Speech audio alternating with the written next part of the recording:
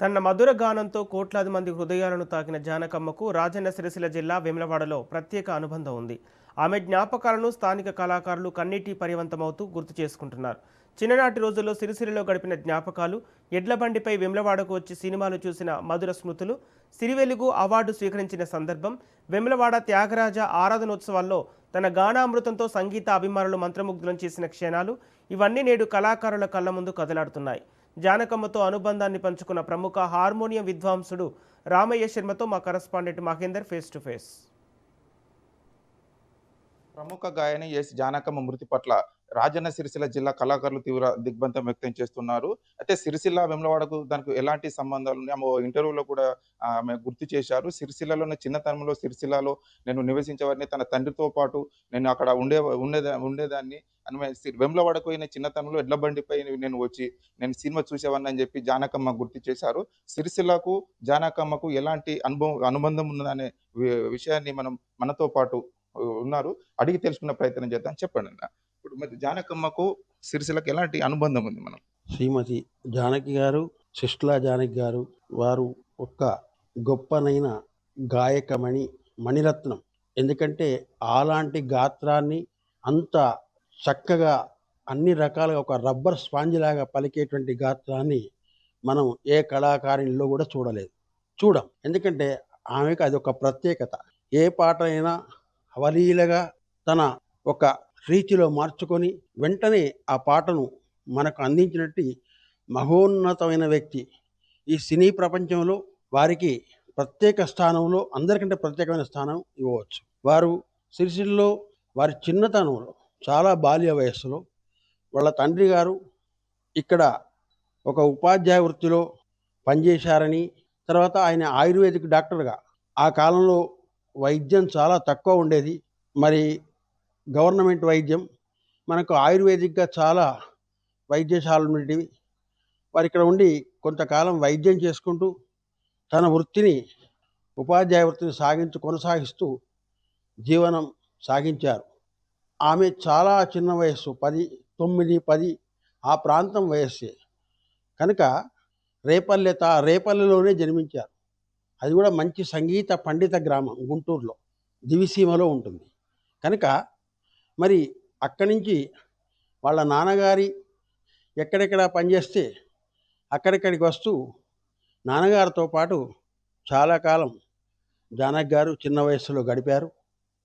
కనుక వారిని 2003వ సంవత్సరంలో నేను ప్రత్యేకంగా దేవస్థానం తరఫున శ్రీ షికారి విశ్వనాథం గారు చైర్మన్, శ్రీ కేశవులు గారు ఈవో, వారి ప్రోద్బలంతో మీరు తప్పకుండా పిలిపించాలి జానకి గారిని అని చెప్పడంతో మన దేవస్థానానికి త్యాగరాజ ఆరాధనోత్సవాల్లో పిలిపించడం జరిగింది. అప్పటికీ ఆమెకు దాదాపు 70 సంవత్సరాల పైనే ఉంది వయస్సు. అయినా 3 గంటల 4 గంటల పాటు తొణకకుండా నిల్చొని బ్రహ్మాండంగా శ్రోతలందరినీ ఉర్రూతలొగించింది ఆమె పాటలతో. అంత వయస్సులో ఆమె నిల్చొని మైకు తీసుకొని పాడడం చాలా గొప్పతనం. ఆ రోజు విశేషం ఏమిటంటే, ఆమె కార్యక్రమానికి సహకరించే భాగ్యం మాకు కలిగింది. మా నాన్నగారు హార్మోనియం, నేను కీబోర్డు, శ్రీ పురుషోత్తమాచార్య గారు వైలిన్, మద్రాసు నుంచి ఒక తబలా వచ్చాడు, అదేవిధంగా వరదాచార్య గారు మృదంగం. ఈ విధంగా వారికి సహకరించాం, మా అదృష్టం అనుకుంటున్నాం. చాలా ఇప్పుడు జానకమ్మ మృతి, ఇప్పుడు చాలా మందిని ఆమె పాటలతో ఎంతో మందిని ఆకట్టుకుంది. ఆమె మృతి చాలా అందరికి తీరని లోటు.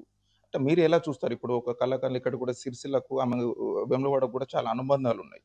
దాన్ని మీరు ఎలా చూస్తారు? ఆమె ఒక గాయకురాలుగా, ఏదో ఒక సినిమా గాయకురాలుగా చూడడం కాదు, మన ఫ్యామిలీ మెంబర్గా, ఆత్మ సంబంధం, రక్త సంబంధంగానే ఆమెను భావిస్తాం. ఎందుకంటే వారు కృష్ణా జిల్లా వడాలి గ్రామంలో వారణాసి బలరామయ్య గారి వద్ద సంగీతాన్ని నేర్చుకున్నారు. వారు మా భార్య గారి తాతగారు. వారి దగ్గర సంగీత అధ్యయనం చిన్నప్పుడు చేశారు. వారికి సంగీత జ్ఞానం కూడా చాలా ఉండేది. అందుకే ఆమె ఏ పాటలైనా నీలీల పాడద దేవ అంటే మంచి స్వరాలతో అనేక పాటలు కూడా పాడింది. చిన్నపిల్లల పాటలు అన్నిటిని కూడా పాడింది.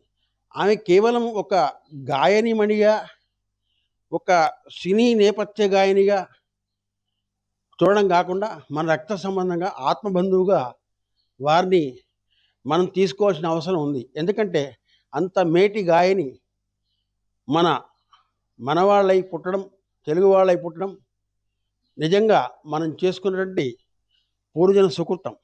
అటువంటి రత్నాలు కొన్నే ఉంటాయి. ఆ భగవద్దయ వలన గత జన్మ వాళ్ళ తల్లిదండ్రులు చేసిన పుణ్య పుణ్య సంపద వలన జానకి గారు ఈ జన్మలో ఇంత గొప్ప గాయనిమణిగా, చాలా గొప్ప గాయకురాలుగా రాణించింది అని చెప్పడంలో సందేహం లేదు. అంటే సిరిసిల్లకు వేములవాడకు ఆమెకున్న సంబంధం ఏంటి, ఎట్లాంటిది? ఆమె ఇక్కడ ఉండడం వలన రాజరాజేశ్వర స్వామికి ఆ కాలం నుంచే చాలామంది భక్తులు చిన్న చిన్న ఎడ్ల బండ్లు, కచ్చలం అనేవాళ్ళు. ఆమె అది కూడా చెప్పింది కచ్చలం అని. అంటే ఆ కాలంలో ఎడ్లను కట్టుకొని ఆ వచ్చే బండిని కచ్చలం మీద వచ్చామని చెప్పేవాళ్ళు. ఆ పదాన్ని కూడా ఆమె మాకు చెప్పడం జరిగింది. అయితే ఆ కచ్చల మీద బండి, ఎడ్ల బండి మీద వచ్చి రాజరాజేశ్వర స్వామిని అప్పుడప్పుడు దర్శనం చేసుకోవడం చిన్నతనంలో. తర్వాత కొన్ని అందమైన సినిమాలు ఆమెకు నచ్చినవి ఏమైనా ఉంటే ఆమె చూడడం ఇటువంటివి కూడా చేశామని. పోతే సిరిసిల్లో చాలా కాలం ఉన్నందున ఈ సిరిసిల్లతోని నాకు ప్రత్యేక అనుబంధం ఉందని వేములవాడ వేదిక మీద ప్రత్యక్షంగా చెప్పింది. అదే కాకుండా మాతోని అనేక గంటలు మరి ఆ ప్రత్యేక గదుల్లో కూర్చొని మాట్లాడినప్పుడు కూడా ఆమె ఇక్కడి విశేషాలు, ఆమె భోజన సాంప్రదాయాలు అన్నిటి ఒక కుటుంబ సభ్యురాలుగా తను ఏం చేస్తుంది, తనకి ఏం కావాలని తన మనస్సొప్పి అన్నీ కూడా నాకు చెప్పడం జరిగింది. అదేవిధంగా వారికి అనుకూలమైనటువంటి వాతావరణాన్ని నేను ఇక్కడ సృష్టించి ఏర్పాట్లు చేసి, మంచి వేద పండితుల ఇంట్లో వారి భోజనాదులన్నీ ఏర్పాట్లు చేసి వేములవాడలో ఆమెను ఒక మల్లెపువ్వుగా చూసుకొని, తెల్లవారి మళ్ళీ ఆమెకు సిరిసిల్ల మీద ఉన్న అనుబంధం, మరి మనతో ఉన్నటువంటి అనుబంధాన్ని విడిచిపెట్టుకోలేక మా గృహంకి వచ్చి, సిరిసిల్లో నేను ఉంటాను కనుక మా ఇంటికి వచ్చి, మా ఇంట్లో మాతో ఫోటోలు దిగి, తదుపరి ఉమామహేశ్వర శర్మ సిఐ గారు నన్ను కోరడం వలన వారితో మాట్లాడి ఉమామహేశ్వర శర్మ గారింటికి కూడా మేము తీసుకురావడం జరిగింది. అక్కడ చాలా గొప్పగా పార్టీ విందులు అన్నీ కూడా జరిగాయి. అయితే ఆమెకు ఒక సిరిసిల్ల మీద ఉన్న అనుబంధంతోనే ఎక్కడంటే ఎవరింటికంటే వాళ్ళకు వచ్చింది. అందరికి పోవాలంటే వెళ్ళరు. కనుక ఆమెను మనం ఒక మన సోదరిగా, ఒక గొప్ప గురువుగా, ఒక గొప్ప సంగీత గాయనిగా, అంత సుఖమైనటువంటి గాత్రాన్ని నేను ఆడగాయకులలో చూడలేదు. జానకి, సుశీల, సూర్యచంద్రుడు ఇద్దరు. కనుక జానకి గారి ప్రత్యేకత జానకి గారే, సుశీల గారి ప్రత్యేకత సుశీల గారే. కనుక ఈ యొక్క తర్వాత మద్రాసు వెళ్ళడం జరిగింది. నేను బాలు గారిని, జానకి గారిని ఎప్పుడన్నా వెళ్తే కలిసి వస్తుండేవాడిని. మరి చాలా గొప్పగా ఆదరించేది. చాలా మంచి కుటుంబం.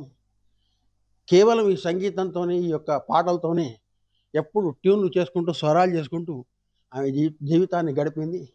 ఎంత గొప్ప కష్టమైన పాటలైనా అవలీలగా, అనర్గళంగా పాడి మనకు వినిపించింది.